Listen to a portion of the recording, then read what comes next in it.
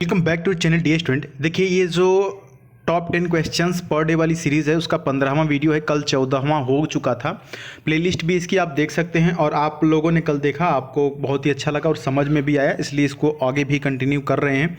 आइए देखते हैं आज की इस वीडियो का पहला क्वेश्चन, जो कि स्पॉटिंग द एरर से है। आपके लिए सामने क्वेश्चन है, देखिए यहाँ पर ध्यान से लिखा हुआ है कि a few years back I used to have complaints regarding the night shift, but now I am used to work at night. No error. आप बताएंगे कि यहाँ पर किस पार्ट में एरर है। देखेंगे अगर क्वेश्चन को ध्यान से डियर स्टूडेंट, तो यहाँ पर ऑप्शन नंबर सी में गलती है। जो यूज्ड टू दिया हुआ है ना, इसके बाद ये वर्ब का फर्स्ट फॉर्म नहीं बल्कि आईएनजी फॉर्म होगा। वर्क के जगह वर्किंग हो जाएगा डियर स्टूडेंट, वर्क की जगह क्या होगा, वर्किंग होगा। अब देखिए, आप कहेंगे कि सर यहाँ पर भी तो यूज्ड टू था, तो यहाँ पर आईएनजी क्यों नहीं आया।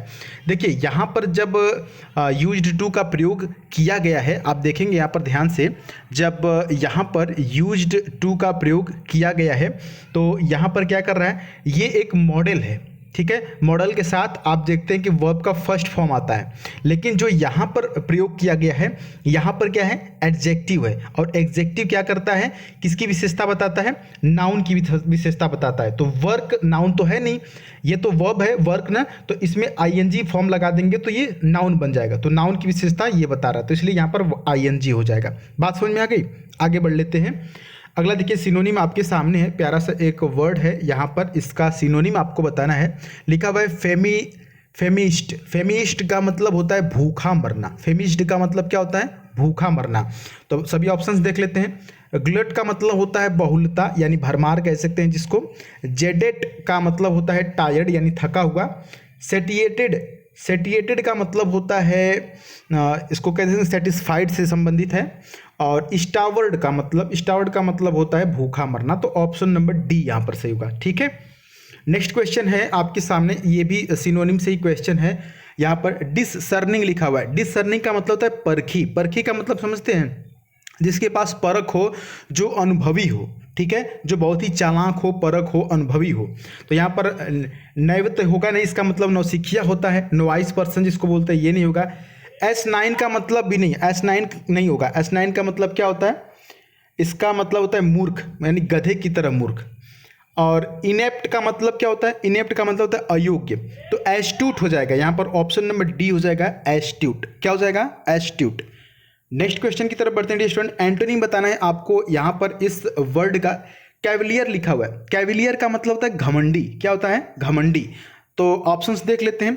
कर्ट का मतलब होता है घटाना, और हम्बल का मतलब विनम्र। तो यही सही हो जाएगा, option number B is right here, ठीक है। घमंडी का उल्टा क्या हो जाएगा, विनम्र, यानी कि हम्बल।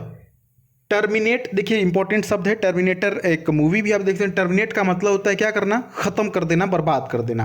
हॉस्टाइल का मतलब होता है हिंसक या विरोधी।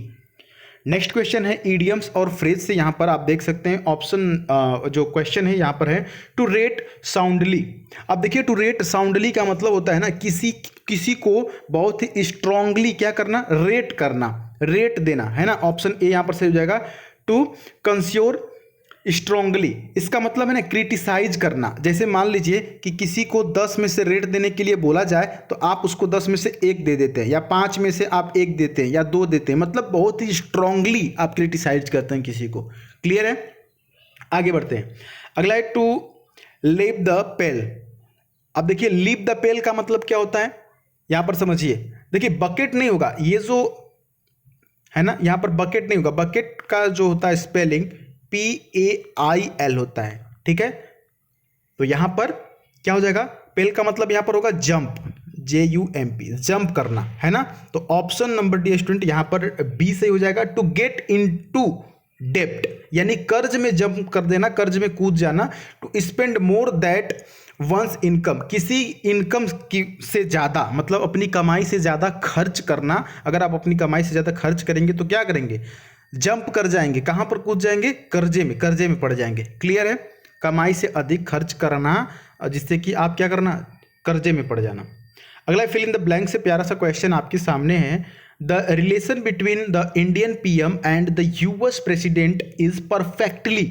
अब देखिए कभी भी जब किसी के रिलेशन की बात की जाए ना, किसी के रिलेशन की बात की जाए, तो जो रिश्ता होता है वो पोलाइटली होता है। क्या होता है? रिश्ता पोलाइटली होता है, कॉर्डियल होता है। ऑप्शन नंबर डी हो जाएगा। कॉर्डियल का मतलब क्या होता है? पोलाइटली। जब दो लोगों के बीच में रिश्ते की बात आती है तो कैसा होता है? रिश्ता तो पोलाइटली होगा ना, रिलेशन है तो पोलाइटली होगा, cordial. Option number D is right here without किसी डाउट। नेक्स्ट क्वेश्चन यहां पर ये भी काफी खूबसूरत है। Never dash met any girl so beautiful. अब बताइए यहां पर क्या होगा? देखिए डियर स्टूडेंट, यहां पर एक चीज समझने की जरूरत है, ठीक है? Never met any girl so beautiful, तो यहां पर क्या होगा बताइए फटाफट। Never met girl so beautiful, तो यहां पर देखिए हैव आई हो जाएगा ना। क्या होगा? Have I. क्लियर है? देखिए यहां पर जब नेवर से कोई सेंटेंस शुरू होता है तो वो इन्वर्जन लेता है। इन्वर्जन का मतलब कि सब्जेक्ट से पहले क्या आएगा? वर्ब आएगा। और तो ये तो होगा नहीं, ये भी नहीं होगा, और ऑप्शन नंबर डी भी नहीं होगा, क्योंकि डी यहां पर लगाएंगे फिर मेट है तो दो पास्ट एक ही सेंटेंस में हो जाएगा ना, इसलिए यहां पर नहीं, हैव आई हो जाएगा। हैव के साथ थर्ड फॉर्म है, ठीक है? Never have I met any girl so beautiful. जब भी सेंटेंस नेवर से शुरू होता है तो इन्वर्जन होता है। इन्वर्जन में मतलब होता है कि सब्जेक्ट से पहले हेल्पिंग वर्ब आती है। बात क्लियर है? आगे बढ़ते हैं। अगला देखिए वन वर्ड से क्वेश्चन है, that can not be altered or withdrawn. यानी कि कोई ऐसी चीज जिसको बदल नहीं सकते हैं, अल्टर नहीं कर सकते हैं, विदड्रॉ नहीं कर सकते हैं, तो यहां पर क्या हो जाएगा? इररिवोकेबल। ऑप्शन नंबर ए सी हो जाएगा। इररिवोकेबल का मतलब है, पता है क्या होता है? इसका मतलब होता है जिसको नकारा नहीं जा सकता, जिसको बदला नहीं जा सकता, जिसको अल्टर नहीं किया जा सकता, जिसको विथड्रॉ नहीं किया जा सकता। क्लियर है? लास्ट क्वेश्चन डियर स्टूडेंट यहां पर आपके सामने है कि walk in a slow relaxed way, मतलब कि आराम से वॉक करना, टहलना। वॉक मतलब टहलना होता है, बहुत ही रिलैक्स मोड में टहलना। देखिए कई प्रकार से लोग टहलते हैं। एक तो है कि आप थके हुए हैं फिर भी टहल रहे हैं। क्या है? थके हुए हैं फिर भी टहल रहे हैं, तो उसको बोलते हैं कैंटर। ठीक है? आप थके हुए हैं, टहल रहे हैं। लेकिन एक चीज हो, दूसरा चीज हो गया कि ट्रोट या प्लोड का मतलब होता है जल्दी टहल रहे हैं, लेकिन आराम से स्लो से रिलैक्स होकर टहल रहे हैं, तो ऑप्शन नंबर डी यहां पर सही होगा। ठीक है? सेंटर इसको बोलते हैं, तो सेंटर। ठीक है? सॉन्टर का मतलब क्या होता है? आराम से टहलना, बिल्कुल आराम से। तो ये जो 10 क्वेश्चन थे डियर स्टूडेंट यहाँ पर आपने देखा, और उम्मीद है कि आपको ये 10 क्वेश्चन समझ में आए होंगे। अगर आप इसकी प्लेलिस्ट देखना चाहते हैं तो प्लेलिस्ट विजिट कर सकते हैं, उनमें सभी आपको चीज़ें मिल जाएंगी। साथ ही साथ आपको कोई भी प्रॉब्लम या कोई भी डाउट होगा इन सेंटेंस से लेकर, इन क्वेश्चन से लेकर, तो आप कमेंट बॉक्स में कमेंट कर सकते हैं। और उसके साथ ही साथ आप टेलीग्राम पर जुड़ जाएं, द सुधीर पांडे सर्च करके। यहाँ पर जब आप जुड़ते हैं तो आपको बिल्कुल फ्री में क्विज देखने को मिलता है, और इन क्विज को आप जब सॉल्व करते हैं तो आपका जो कॉन्फिडेंस है वो 2 गुना 4 गुना बढ़ जाता है। क्योंकि यहां पर जैसे ही आप ऑप्शन पर क्लिक करते हैं तो इधर से आपके लिए गुब्बारे वगैरह उड़ाए जाते हैं और टेलीग्राम पे। और क्वेश्चन आपको नहीं समझ में आता है कि क्यों हमने गलत कर दिया और सर ने दूसरा ऑप्शन क्यों क्लिक किया है, तो आप इस वल पर क्लिक कर देते हैं तो आपको डिटेल भी पता चल जाती है। तो बहुत ही अच्छा टेलीग्राम का ये क्विज वाला सिस्टम है, इसलिए यहाँ पर हम क्वेश्चंस भेजते रहते हैं, तो आप यहाँ पर जुड़िएगा। ठीक है? द सुधीर पांडे सर्च करके। मिलेंगे अगली वीडियो में डियर स्टूडेंट, तब तक के लिए जय हिंद।